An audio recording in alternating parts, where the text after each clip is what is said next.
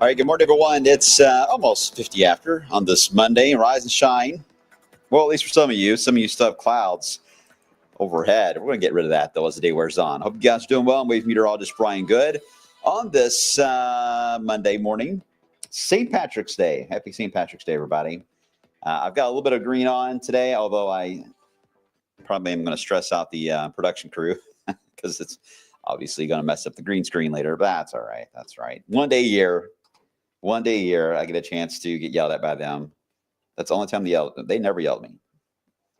One day a year. I hope you guys had a good weekend, despite the active weather that we had. Obviously, the storms were such a big focal point as we expected they would be, with the potential for tornadoes and, of course, the hail threat, which was pretty wild. And the idea that we got 69 miles per hour with the wind gusts at the airport without a lot of wind damage really tells us how focused that things were on the wind side there around the airport. But still, very active setup. The hail by far was one of the bigger issues that we had. And, of course, we had 2 tornadoes that touched down in Orange and in Du Bois counties in Wave Country itself, that northwest line that moved in. I will say, for you model watchers out there, I thought that the graph model, our in-house model, did the best on sniffing out that stalling of the line there into southern Indiana and West Kentucky. At first, it looked a little odd to us, but as I tend to say, and so did the UK Met actually too, anytime my model is stuck on an idea, got to pay attention to that because it may be onto something, and sure enough, it was onto something. So anyway, just goes to show that those setups and those situations with short-range modeling still have work to be done. Sometimes they're doing well. We just got to make sure we're paying attention to the hints on that. But that hail was pretty wild. I missed out on the second round of the hail. I got the first round on the day that wasn't really expected to be any storms. I got hit by that hailstorm in southern Jefferson County. So everyone's had hail at some point, I think, from one end of the county to the other. Okay, so here's the deal. We got warmer weather coming our way. Yes, we have another storm potential this week. We don't have an alert date on it yet on that setup. And then we're going to change things up just a bit. As Travis, I saw your comments earlier, you already alluded to that. And Travis, yes, you're on the right train of thought. All right, let's first off, let's get you outside and show you where we have sun now into areas roughly in the I-65 zone and west. It's beautiful. You head east, and it's a little more of a cloudier setup that is showing up. And I'll show you temperatures now, and I'll show you again in a second. It's been a cold morning. I mean, areas that cleared out, you probably, depending on what time you headed out this morning, probably had a bit of frost on your windshield this morning, at least the starting stages of that. Because we didn't clear out at the last moment. All right, here's the view from space. You can see where that cloudy line, I don't know why clouds just love to hang out along interstates. But anyway, you can see it right there on the eastern side of wave country into Kentucky itself. Most of you watching right now are in the sun zone. But if you are right there on the edge of Carroll County, eastern Shelby, far eastern Spencer, Marion, Washington there, you probably do still have a little more of an overcast. But once the sun gets over that line and gets a little higher in the sky, it'll be on the other side of that. So you'll eventually get sun shine in your area later on today. And these clouds will eventually fade out. No doubt, though, because of where they are, they're going to affect the numbers just mainly for eastern Kentucky. We'll have to shave off a few degrees on highs here. Meanwhile, the rest of the area looks fairly pleasant today. A chilly start, but with dry air, will warm steadily. The rest of the country is quieting down for the moment after such an active setup. This is the same storm system, by the way, that gave us all the headaches over the weekend. Still slowly working its way up the eastern seaboard. Areas, though, that do need some rainfall, so it's not all bad news. And then we're going to get into a quiet stretch. We're going to get a nice little push of high pressure. It's going to move in, already is today, allowing for that sunny setup. And then we're going to get into a couple of really warm days. And as I'm trying to stress, you guys better get ready to enjoy them because I don't see anything like it that'll be coming our way for a while. All right, here we go. The severe risk for the next system. This is what it looks like on Tuesday. Just now starting to develop. You start to see some of the marginal risk showing up there into Iowa. And then boom, there we go. Almost the shape even of the actual flow, the front itself, the eastern side of the comma head, we call that, already indicating the marginal risk through the Ohio Valley into Chicagoland. Now, why is it not higher? Well, for one big reason. The system that just came through here took a lot out of the atmosphere. And the high pressure it's moving in today and tomorrow and early Wednesday, fairly stout. So by the time that moves out of the way, what we call the return flow to get back into these systems, to charge them back up again, is quite limited. That is one of the only factors, really, because when you look at wind shear, with this system, it has what it needs to produce damaging winds and even isolated tornadoes here with this band, and even some hail with this system. But it's missing the higher moisture content. Now, if we get closer in time and we see an increase in moisture levels, then this will be a little bit more of an issue to watch. But right now, we're just under our thinking on not only an alert day status, but of this being a high impact system. But we're early on this. We'll see if the moisture trends upward. If it does, that's really about the only missing ingredient, because as far as timing goes, it's actually moving in at a time when it's more favorable for severe weather to take place. It's not an overnight event. In many cases, it's a mid-evening type of setup. So not exactly mid-afternoon. That would be worse, but still within range that we need to watch it. I'll show you the high res modeling, and we'll get to that now. This is the one that actually did well with the last system. So why not? Let's use it again. Let's see what it's showing. It's at the clouds in East Kentucky. This is what it says the current outlook should be. Well, you just saw the satellite. It matches it. It's off to a good start. Congrats, graph. You're on a run. All right, we get into this afternoon. The only thing the graph doesn't do well on is temperature. It's a little bit underplayed on temps, but still, I think we'll be in the mid-50s today. Pleasant, seasonable, not exactly warm. Tomorrow's the warm day. We finally get back into the 70s tomorrow. Thank goodness. Plan accordingly. It's going to be a nice Tuesday. Today will be nice, but you'll still need the jackets all day for today. Tomorrow, short sleeves, maybe back to the shorts again for some of you on your Tuesday.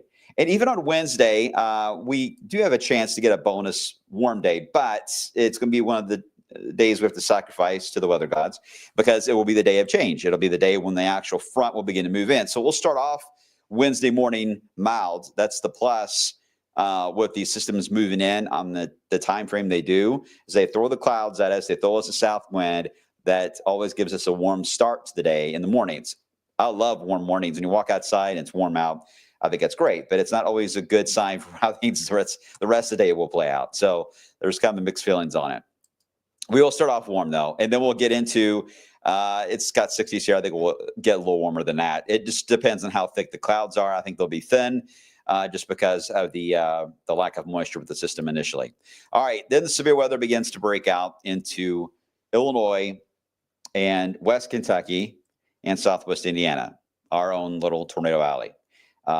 Busy again for these folks. I'm sure they're not happy about that. Now, this is way different than the last system. All right, this does not have the same amount of shear as the last system, but it has enough shear for severe weather. I hope that's clear on how I'm explaining that. So it's a typical strong thunderstorm setup. It's not anything, wow, like this is going to be a moderate risk or borderline high risk scenario. It's not one of those scenarios. It's just borderline severe. But at the same time, just like we always have to do, when I lived in Charleston, South Carolina, we always had to say this. It doesn't matter on hurricane outlooks if they're forecasting 10 or 15 hurricanes and 8 of them are major hurricanes. It doesn't matter. It only takes one. We learned that with Andrew. We learned that with Hugo. It only takes one, and it changes everything. So in severe weather, it's really not fair to always say all the time, well, I don't think these will be as bad as the last one. Well, true, but if your house gets hits by a large hail or a damaging wind gust or a tornado, you may not have the same feeling afterwards, right? So you always have to be on guard for the potential for damaging weather in this scenario. It's just, I think the outlooks, when you get into moderate and high, it's more not only on intensity, don't get me wrong, but I think it's more on spatially. It's a lot of them in a short distance. That's what gets the attention on those bigger outbreaks. These are more isolated, but they could still pack a punch. All right, enough on that soapbox. They start to pop at 9:30 local time. They begin to move east. Notice, as typically the case, we get prefrontal little showers in advance of that. If that does indeed develop, that will help taper down the line that's connected to that area. So look due west of where those showers popped, and you see what happens to the line. It weakens. Up here in the northern part, there's not as much shower activity, so it's still holding strong. So this is like a shield. For those of you who play video games, this is the shield that forms on the line, and this is an unprotected area. So this is the reason why some of these storms may be strong on one side of the line, others may not be. It all depends if anything does develop in advance of it. So we'll be watching that. Otherwise, the line itself looks like it'll be moving in about midnight and should be weakening, as typically the case around here. But still enough of a punch, especially across southern Kentucky, where you can still get some damaging winds. Again, this is nothing off the charts, but it is something that does bear watching as it moves in. For Wednesday night, you'll get home from work. Everyone will get home from school fine, so you don't have to worry about that. And it will likely be a near bedtime setup. And then you can go to bed without having to worry about it being a 4 a.m. type of thing. So that's always a plus. They move off to the east, and then we get cooler after that. All right, what about the modeling for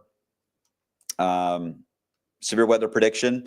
Well, it's got, at the moment, SIPs, the analogs. I like where the analogs have it because I think that's a very good spot for the best potential is West Kentucky, Illinois, Southwest Indiana. I think absolutely that is the spot that if there's going to be an upgrade to a slight risk, it's probably going to be there.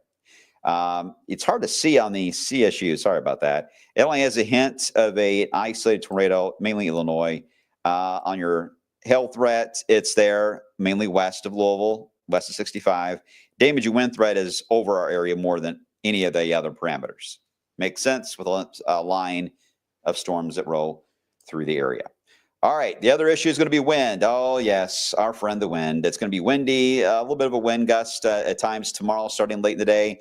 Then Wednesday is the really windy day. Could we get another wind advisory? Yeah, it's possible we could get a wind advisory.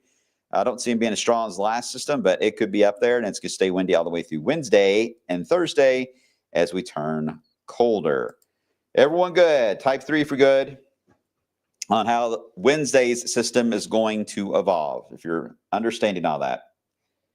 Ashley, I don't need any more stormy weather. Well, we got a long way to go, Ashley. Long way to go.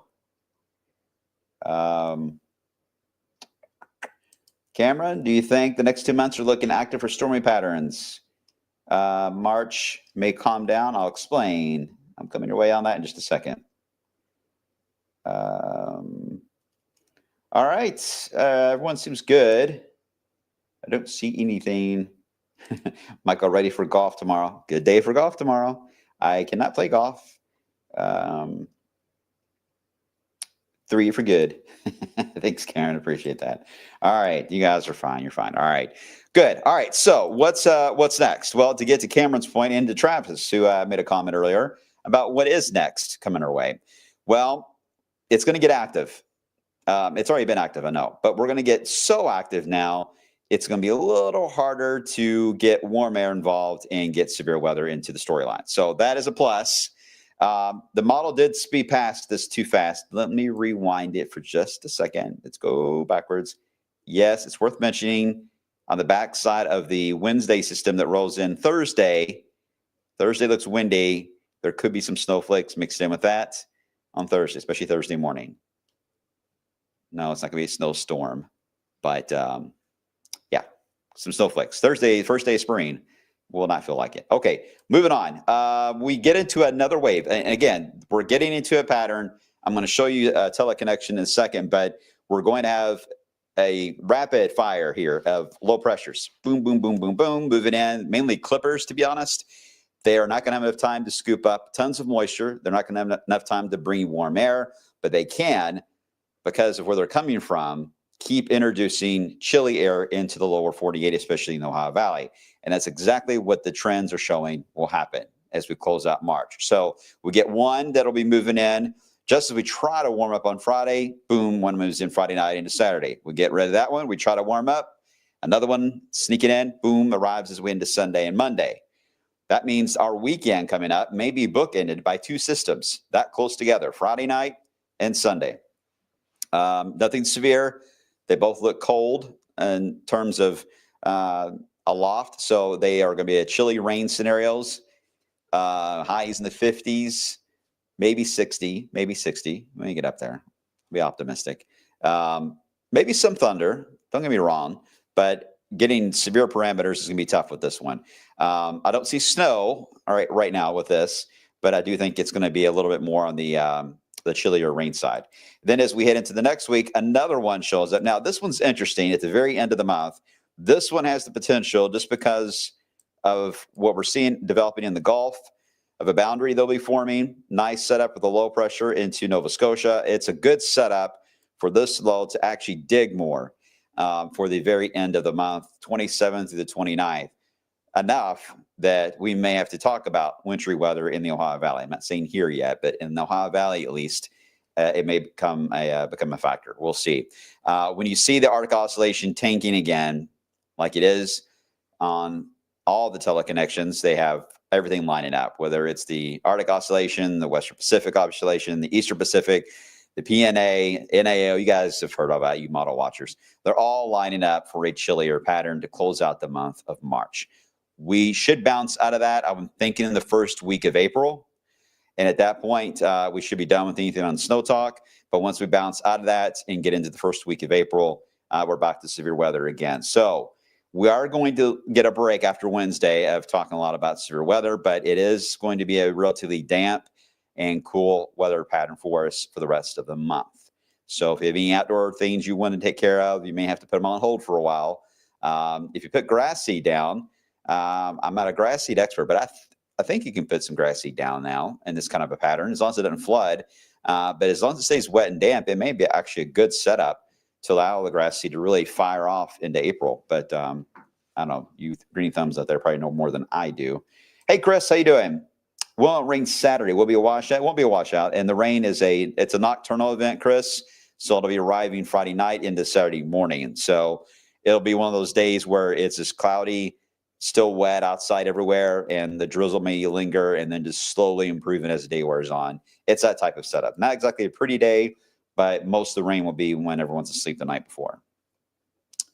Eli, will the snow stick? Nope, snow won't stick. Unfortunately, it's a daytime rain snow mix, so you guys know my feeling on that. If the rate's not there, then it ain't gonna happen. And the rate, it does not look like it will be there. And it's gonna be windy. So keep in mind, it's going to be just the first day of spring. It's going to be a little blustery outside. All right. You guys look good. You look good. All right. Thanks for watching, guys. I'm going to run and get ready for the midday show, but I appreciate you watching. And we'll just see how this looks. Let's see how this trends for anything down the road. when it comes to any moisture being added to the Wednesday system. Let's hope it doesn't. Here's the numbers right now. We're going to go with 76 tomorrow, 73 as we head into the day of the storms itself. Again, thin clouds in the day, thickening as the day wears on, windy, warm. And then we get into the rain, snowflake fun on the first day of spring. And then you see that Friday daytime doesn't look bad. It's just Friday night into Saturday. That's when the rain moves in. Then Sunday night into Monday. And then maybe Tuesday night into Wednesday. And that just keeps the numbers down. You just cannot get warm when they started getting rapid fire like that. So that's a storyline for the end of the month into the very first part of April. Can you believe that? We're moving right along. Appreciate you watching, you all. I'll catch you all coming up on the flip side. Behave yourselves.